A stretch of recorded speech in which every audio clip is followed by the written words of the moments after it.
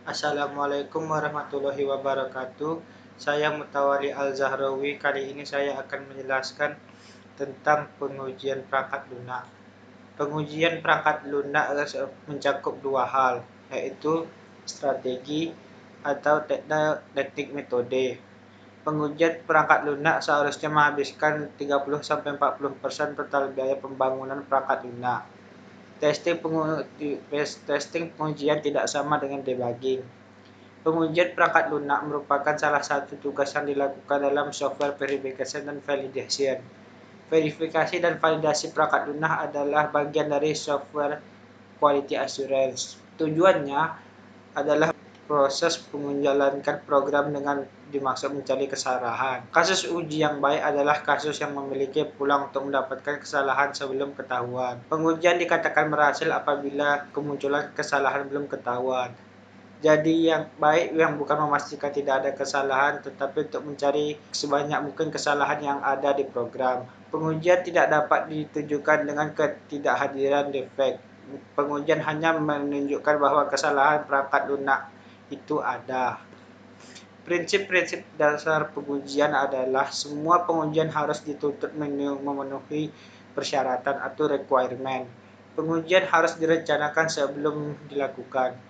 Prinsip Pareto berlaku pada pengujian perangkat lunak, yaitu 80% keseluruhan kesalahan dapat dilakukan saat pengujian dapat dirunut ke 20% keseluruhan modul.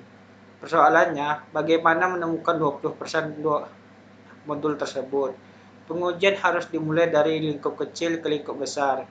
Tidak mungkin ada pengujian yang ekshaustif atau melelahkan.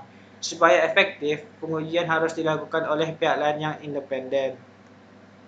Testability.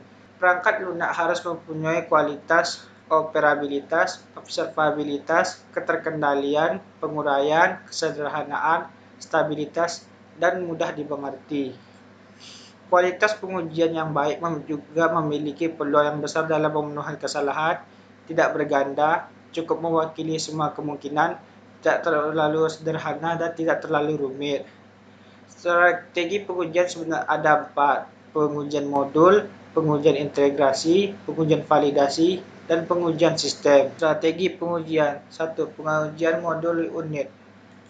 Hal-hal yang diujikan adalah 1. Interface-nya, 2. Struktur datanya, 3. Kondisi batasnya untuk memastikan bahwa modul beroperasi dengan benar sesuai batasannya, 4. Jalur-jalur bebasnya untuk memastikan bahwa kemungkinan jalur kontrol mungkin dieksekusi paling tidak sekali, 5. Jalur-jalur penanganan kesalahan, yaitu untuk mencari kesalahan dalam bentuk yang tidak dapat dipahami, penanganan kesalahan tidak benar, dan pemberitahuan kesalahan yang tidak sesuai dengan kesalahan yang dialami.